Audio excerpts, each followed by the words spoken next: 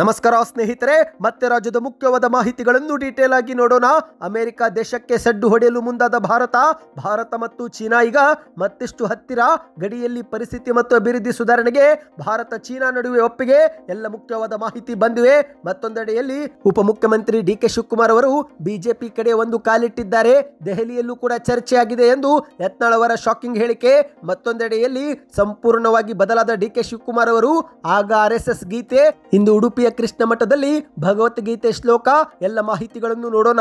ಮತ್ತೊಂದೆಡೆಯಲ್ಲಿ ಈರುಳ್ಳಿ ಬೆಳೆದ ರೈತರಿಗೆ ಬಿಗ್ ಶಾಕಿಂಗ್ ಸುದ್ದಿ. 50 kg ಈರುಳ್ಳಿ ಬ್ಯಾಗು ಕೇವಲ 50 ರೂಪಾಯಿಗೆ ಮಾರಾಟ. ಕಣ್ಣಲ್ಲಿ ನೀರು ತೆರೆಸಿದಂತ ಈರುಳ್ಳಿ, ರೈತರು ಕಂಗಾಲು. ಎಲ್ಲ ಶಾಕಿಂಗ್ ಮಾಹಿತಿಗಳು ಬಂದಿವೆ ಸ್ನೇಹಿತರೆ. ಇನ್ನು ಹೊಸ BPL ಪಡಿತರ ಚೀಟಿಗೆ ಅರ್ಜಿ ಸಲ್ಲಿಕೆ ಮಾಡಲು ಮುಂದಾದವರಿಗೆ ಗುಡ್ ನ್ಯೂಸ್ ಕೊಟ್ಟ ಆಹಾರ ಸಚಿವ KH ಮುನಿಯಪ್ಪನವರು. ಶೀಘ್ರವೇ ಹೊಸ BPL ಕಾರ್ಡ್ ವಿತರಣೆ. ಏನಿದು ಮಾಹಿತಿ, ಯಾವಾಗ ಸಿಗುತ್ತೆ, ಯಾರು ಅರ್ಹರು, ಎಲ್ಲ ಮಾಹಿತಿ ನೋಡೋಣ. ಇನ್ನು ಗೃಹಲಕ್ಷ್ಮಿಯರಿಗೆ ಮತ್ತೊಂದು ಗುಡ್ ನ್ಯೂಸ್. ಶೀಘ್ರವೇ ಒಟ್ಟಿಗೆ 6,000 ರೂಪಾಯಿ ಜಮಾ.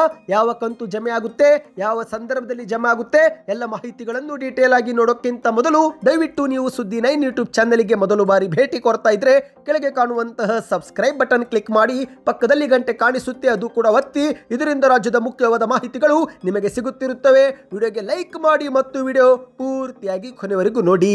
ಬನ್ನಿ ಸ್ನೇಹಿತರೆ, ಎಲ್ಲ ಮುಖ್ಯವಾದ ಮಾಹಿತಿಗಳನ್ನು ಡೀಟೇಲ್ ಆಗಿ ನೋಡೋಣ.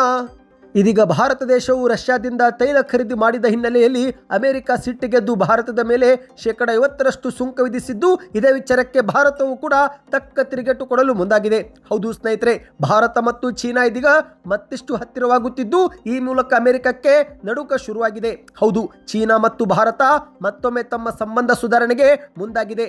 ಅಮೆರಿಕ ವಿರುದ್ಧ ಒಗ್ಗಟ್ಟು ಪ್ರದರ್ಶನ ಮಾಡುತ್ತಿರುವ ಚೀನಾ ಮತ್ತು ಭಾರತ ತಮ್ಮ ಶಕ್ತಿ ಏನು ಅನ್ನುವುದನ್ನು ಕೂಡ ಸೂಕ್ಷ್ಮವಾಗಿ ಜಗತ್ತಿಗೆ ತಿಳಿಸಲು ಮಹತ್ವದ ಸಭೆಗಳು ಮಾಡುತ್ತಿವೆ. ಅದರಲ್ಲೂ ಖುದ್ದು ಭಾರತದ ಪ್ರಧಾನಿ ನರೇಂದ್ರ ಮೋದಿ ಅವರೇ ಚೀನಾ ನೆಲಕ್ಕೆ ಹೋಗಿ ಅಮೆರಿಕದ ಕಣ್ಣು ಕೆಂಪಾಗುವಂತೆ ಮಾಡಿದ್ದಾರೆ. ಇದರ ಜೊತೆಗೆ ಜಾಗತಿಕವಾಗಿ ಅಮೆರಿಕದ ಶಕ್ತಿ ಇನ್ನಷ್ಟು ಕುಗ್ಗಿ ಹೋಗುವ ಎಲ್ಲ ಲಕ್ಷಣಗಳು ಕೂಡ ಇದೀಗ ಕಂಡು ಬರುತ್ತಿವೆ. ಹೌದು, ಸ್ವತಃ ಅಮೆರಿಕದ ತಜ್ಞರೇ ಕಳವಳ ವ್ಯಕ್ತಪಡಿಸುತ್ತಿದ್ದಾರೆ. ಭಾರತದ ಮೇಲೆ ಅಮೆರಿಕ ಸುಂಕ ವಿಧಿಸುವ ಮೂಲಕ ತನ್ನ ಕಾಲಿಗೆ ತಾನೇ ಗುಂಡು ಹಾಕಿಕೊಳ್ಳುತ್ತಿದೆ ಎಂದು ಅಮೆರಿಕದ ಪ್ರಸಿದ್ಧ ಆರ್ಥಿಕ ತಜ್ಞರಾಗಿರುವಂತಹ ರಿಚಾರ್ಡ್ ವುಲ್ಫ್ ಎನ್ನುವರು ಇತ್ತೀಚೆಗೆ ರಷ್ಯಾ ಟುಡೇ ಸಂದರ್ಶನವೊಂದರಲ್ಲಿ ಹೇಳಿಕೆ ಕೊಟ್ಟಿದ್ದಾರೆ. ಅಂದಹಾಗೆ ಸ್ನೇಹಿತರೆ, ಇದೀಗ ಅಮೆರಿಕಕ್ಕೆ ಸಡ್ಡು ಹೊಡೆಯಲು ಭಾರತ ಚೀನಾ ಮತ್ತಿಷ್ಟು ಹತ್ತಿರವಾಗುತ್ತಿದೆ.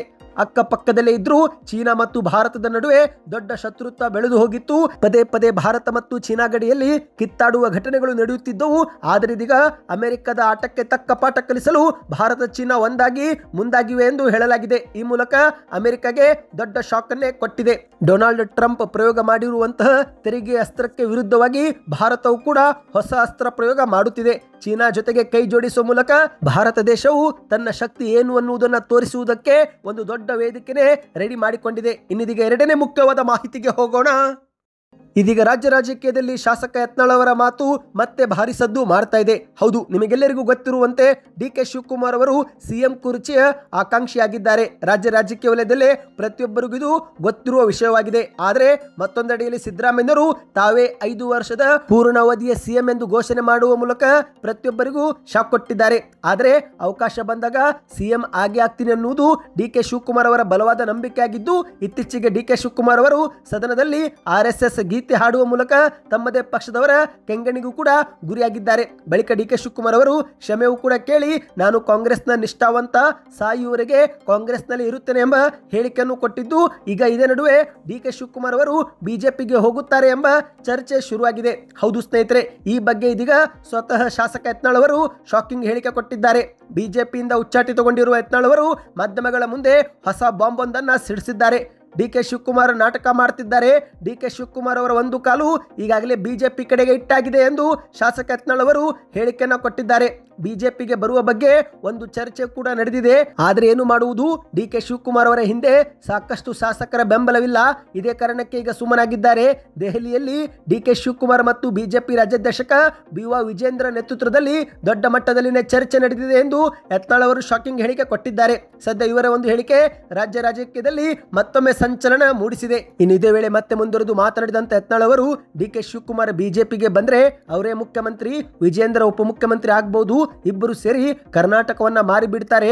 ಹಾಗಾಗಿ ನಾವು ಡಿ ಕೆ ಶಿವಕುಮಾರ್ ಬೇಡ ಅಂತಿದ್ದೀವಿ. ಸಿದ್ದರಾಮಯ್ಯನವರು ಸಾಬ್ರ ಪರ ಒಂದೆರಡು ವರ್ಷ ಮಾಡಲಿ, ಆದರೆ ಡಿ ಕೆ ಶಿವಕುಮಾರ್ ಅವರು ಸಿಎಂ ಆಗುವುದೇ ಬೇಡವೇ ಬೇಡ. ಅವರೊಬ್ಬ ಭ್ರಷ್ಟ, ಬಿಜೆಪಿಯಲ್ಲಿ ಇವನೊಬ್ಬ ಭ್ರಷ್ಟ, ಇಬ್ಬರು ಸೇರಿದ್ರೆ ಕರ್ನಾಟಕದ ಗತಿ ಅದೋ ಗತಿ ಎಂದು ಯತ್ನಾಳ್ ಅವರು ಮಾಧ್ಯಮಗಳ ಮುಂದೆ ಕಿಡಿಕಾರಿದ್ದಾರೆ. ಇದಕ್ಕೆ ನಿಮ್ಮ ಅನಿಸಿಕೆಯನ್ನು ನೀವು ಕಮೆಂಟ್ ಮಾಡಿ ಸ್ನೇಹಿತರೆ. ಇನ್ನೀಗ ಮತ್ತೊಂದು ಮುಖ್ಯವಾದ ಮಾಹಿತಿಗೆ ಹೋಗೋಣ.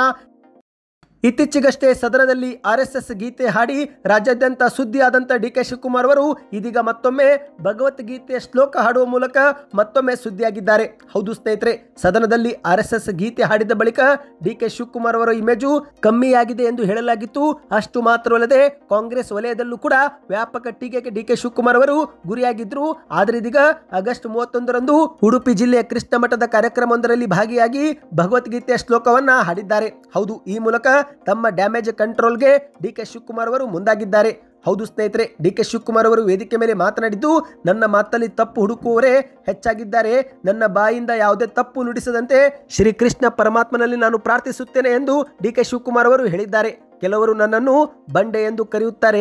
ಬಂಡೆ ಪ್ರಕೃತಿ, ಕಡಿದರೆ ಆಕೃತಿ, ಪೂಜಿಸಿದರೆ ಸಂಸ್ಕೃತಿ. ಬಂಡೆಯಿಂದಲೇ ಮೆಟ್ಟಿಲು, ಆಧಾರ ಸ್ತಂಭ, ಜಲ್ಲಿ ವಿಗ್ರಹ ಎಲ್ಲವನ್ನು ಕೂಡ ಮಾಡಬಹುದು. ಹಾಗಾಗಿ ನನ್ನನ್ನು ಹೇಗೆ ಬೇಕಾದರೂ ಬಳಸಿಕೊಳ್ಳಿ ಎಂದು ಉಡುಪಿಯ ಶ್ರೀಗಳಿಗೆ ಡಿ ಕೆ ಶಿವಕುಮಾರ್ ಅವರು ಹೇಳಿಕೆ ಕೊಟ್ಟಿದ್ದಾರೆ. ಇನ್ನೀಗ ಮತ್ತೊಂದು ಮುಖ್ಯವಾದ ಮಾಹಿತಿಗೆ ಹೋಗೋಣ ಸ್ನೇಹಿತರೆ. ನೀವು ಕೂಡ ರೈತರಾಗಿದ್ದರೆ ಕಮೆಂಟ್ನಲ್ಲಿ ರೈತ ಎಂದು ಕಮೆಂಟ್ ಮಾಡಿ ಮತ್ತು ಯಾವ ಬೆಳೆ ಬೆಳೆಯುತ್ತೀರೆಂಬುದನ್ನು ಕಮೆಂಟ್ ಮಾಡಿ. ಇದೀಗ ಚಿತ್ರದುರ್ಗ ಜಿಲ್ಲೆಯಲ್ಲಿ ಈರುಳ್ಳಿ ಬೆಳೆದಂತ ರೈತರ ಕಣ್ಣಲ್ಲಿ ನೀರು ಬರುವಂತಾಗಿದೆ. ಹೌದು ಸ್ನೇಹಿತರೆ, 50 kg ಈರುಳ್ಳಿ ಬ್ಯಾಗು ಕನಿಷ್ಠ ದರ 50 ರೂಪಾಯಿಂದ ಶುರುವಾಗುತ್ತಿದೆ.